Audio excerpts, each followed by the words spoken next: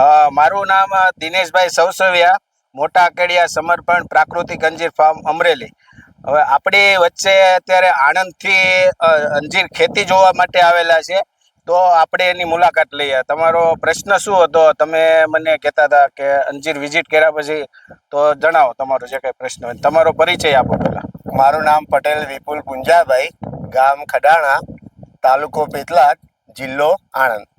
Okay. હવે દિનેશભાઈ, પહેલો પ્રશ્ન મારો એ છે કે માન લો કે અમે આ પ્લાન્ટ તમારી પાસેથી લઈ જઈએ, ઓકે, તો એમાં સબસિડી સરકાર તરફથી કેવી રીતના મળશે અમને? જો સરકાર તરફથી બાગાયતમાં દર વર્ષે 5મા મહિનામાં પોર્ટલ ખુલે છે, આઈ ખેડૂત પોર્ટલ. તો એમાં તમારે અરજી, તમારું નામ સાથે અરજી કરવાની હોય છે. એ કરી દો પછી બાગાયત તરફથી ઓર્ડર નીકળે એટલે તમારે અંજીરની ખેતી કે અન્ય કોઈ પણ બાગાયતી તમારે વાવેતર કરવાનું હોય છે. એ વાવેતર કર્યા પછી એના જે ડોક્યુમેન્ટ તમે એમાં સબમિટ કરી દો એટલે તમને ઓર્ડર નીકળી ગયો એટલે તમે ગમે ત્યારે વાવી શકો. જે તે નર્સરી NSB માન્ય હોય એમની પાસેથી તમારે રોપા લેવાના હોય છે અને એ રોપાનું વાવેતર કરવાનું. એમનું તમારે કોટેશન ત્યાં જમા કરાવવાનું હોય છે. એ તમે જમા કરાવશો એટલે તમને સબસિડી તમારે ત્યાં સાહેબ જોવા આવશે, વાવો ત્યારે જોવા આવશે અને તમે વાવ્યા પછી એના ફોટા લઈ જશે અને પછી તમને સબસિડી તમારા એકાઉન્ટમાં સીધી આવશે. બરાબર દિનેશભાઈ, આ તો પ્રોપાની વાત થઈ. માન લો કે અમે અમારા ખેતરમાં આ પ્લાન્ટ અંજીરના લગાયા, બરાબર. હવે વર્ષની અંદર એનું ઉત્પાદન શરૂ થશે, તો અમારા જિલ્લામાં તો માન લો કે ભાઈ અમારે કોઈ આનું તો છે ને ડિસ્ટ્રીબ્યુશનનું. ઓકે, તો અમે કેવી રીતના અંજીરનો પાક વેચી શકીએ એમ? જો હવે આપણે ગુજરાતમાં અંજીરની ખેતી કોઈ કરી જ નથી, એટલે કોઈ અન્ય ખેડૂતો વાવતા ન હોય. હવે આ પાક પ્રીમિયમ ફળ છે. પ્રીમિયમ ફળ એટલે કે અંજીર એટલે તમે કોઈ પણ વ્યક્તિને કહેશો ને અંજીર એટલે એને નવીન લાગશે. અને અંજીર પાક આપણે અહીંયા થાય છે એ મોટો પ્રશ્ન છે કે અંજીર થાય છે, ખેડૂતો અને લોકોને ખબર નથી કે અંજીર થાય આપણે એમ. કારણ કે આજ સુધી તો આપણે અફઘાન ને તુર્કીના જ અંજીર ખાતા હતા.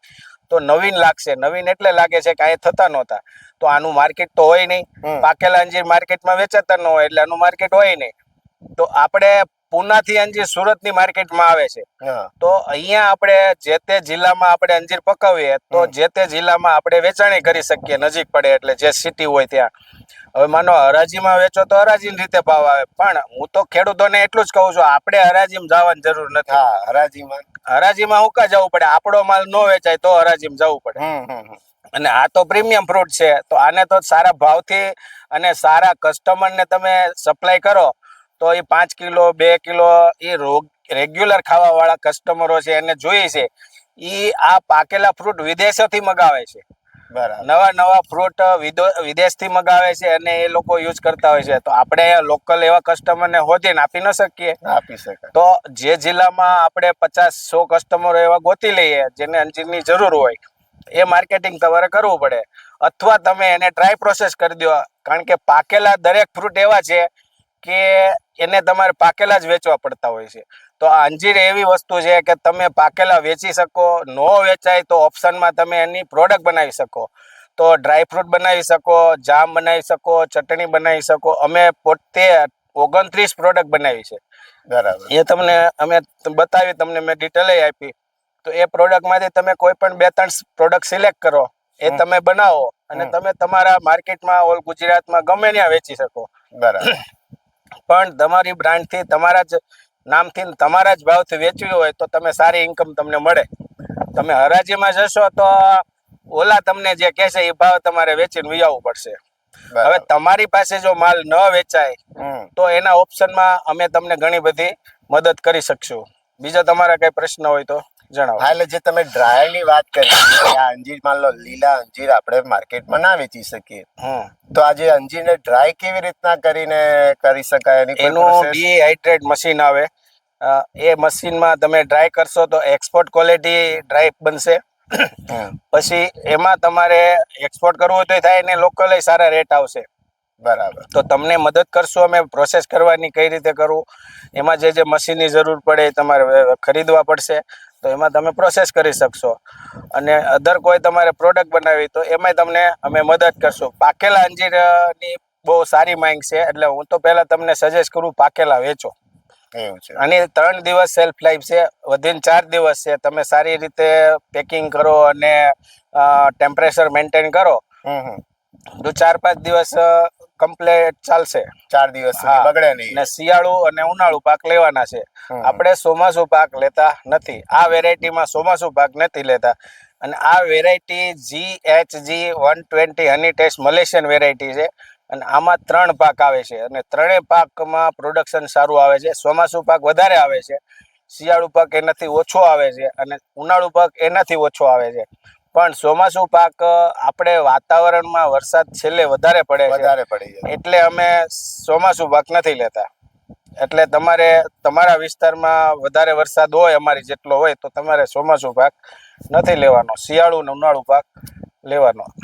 હવે એક છેલ્લો પ્રશ્ન કે માન લો કે 1 એકરનું એ આપણું ખેતર છે, તો આપણે જો સૂકા નથી વેચતા, લીલા લીલા જ વેચી નાખીએ આપણે, તો આશરે કેટલું ખેડૂતોને નફાનું ધોરણ રહે?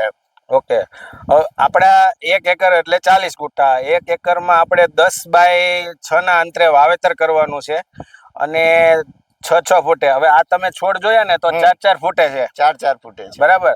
તો અમે બધી ટ્રાય કરી છે, 4-4 ફૂટે, 6-6 ફૂટે, 8-8 ફૂટે. 10 નો ગાળો ફિક્સ છે, એમાં તમારે અંતરપાક કરવાનો છે. એટલે તમારે 1 એકરમાં 730 પ્લાન્ટ આવશે. 1 એકર એટલે 40 ગુંઠા. તો એમાં પહેલા જ વર્ષે પહેલું જ ઉત્પાદન તમારે 1 થી 3 કિલો આવશે.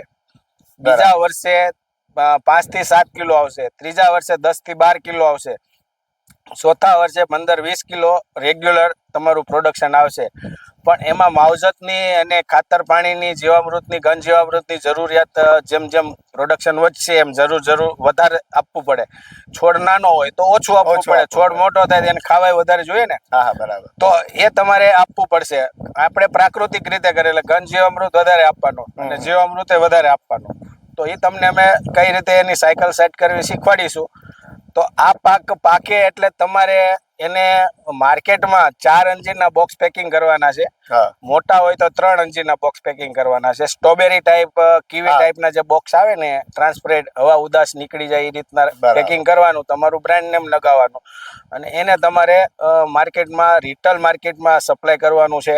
અથવા તમે રિટેલ ના કરી શકો તો તમારા એવા સ્ટોર નક્કી કરવાના કે જે એ લોકો વેચે, એને તમારે 25-30% કમિશન આપવાનું. બરાબર. તમારા જ ભાવથી વેચવાનું, પણ 25-30% એને કમિશન આપીને વેચાવડાવવાનું. તો આ રીતે તમે માર્કેટ બનાવશો તો માર્કેટ તમારા હાથમાં રહેશે. બરાબર. તો તમે પછી જેટલું પકવશો એટલું તમારે એ ક્લાયન્ટો તમારે હોલસેલ વેચવા વાળા છે, દર વર્ષે તમારી પાસેથી જેમ પાક આવે ને એટલે તમારી પાસેથી માલ મંગાવશે. બરાબર. કારણ કે બીજે માર્કેટમાં હરાજીમાં અંજીર ક્યાંય મળવા નથી. તો તમે એ રીતે માર્કેટ બનાવો કે એ તમારી પાસે બીજા વર્ષે પાછા આવવા જોઈએ. બરાબર. અથવા તમારી પાસે જો આ ન કરવું હોય તો છેલ્લે અમે પણ ખરીદી કરીએ છીએ. તો અમે ખરીદી કરીએ છીએ, પણ તમે પહેલા અમે તમને મદદ કરશું વેચવાની. જો તમે ન વેચી શકો તો ગમે ત્યાં ગમે તે ભાવે આપી નથી દેવાનું. એટલે તમે જેમ કહ્યું કે મદદ કરશો અમારી, બરાબર, તો એ મદદમાં માન લો કે તમે ડ્રાય ફ્રૂટ અમારી પાસે લીલા છે, અમે તમને કદાચ સુકાવવા માટે આપીએ તો તમે સૂકવીને પાછા અમને આપો એવું કશું શક્ય છે ખરું? હા, એ શક્ય છે ખરું, પણ અત્યારે અમે એ રીતે અમારી પાસે મશીનો ઓછા છે. અમે અલગ અલગ એરિયા વાઇઝ પ્રોજેક્ટ અમે બનાવવાના છીએ. તો ત્યારે પોસિબલ બને 2-3 વર્ષ પછી કે તમારો અમે જોબ વર્ક કરીને તમને માલ આપીએ. તો અત્યારે અમારી પાસે પ્રોજેક્ટ નાના છે અને અમારા પૂરતા છે. પછી એ મોટા થશે એટલે ખેડૂતોને અમે મદદ કરશું. તમારાથી નાનું તમારી પાસે મશીન ને બધું લેવું હોય તો ખર્ચો તમારો વધી જાય, તો અમે તમારો માલ અમે જોબ વર્ક કરીને તમને રિટર્ન કરી દઈએ. પછી તમે ડ્રાય પ્રોસેસ તમે તમારી રીતે માલ વેચી શકો. તો એ બની શકશે, પણ 3 વર્ષ પછી. અત્યારે તમે વાવશો એટલે પહેલા વર્ષે તો પ્રોડક્શન ઓછું આવશે, એ તમે પાકેલા વેચો. બરાબર. પછી બીજા વર્ષે થોડુંક તમે પ્રોડક્ટ બનાવીને વેચો.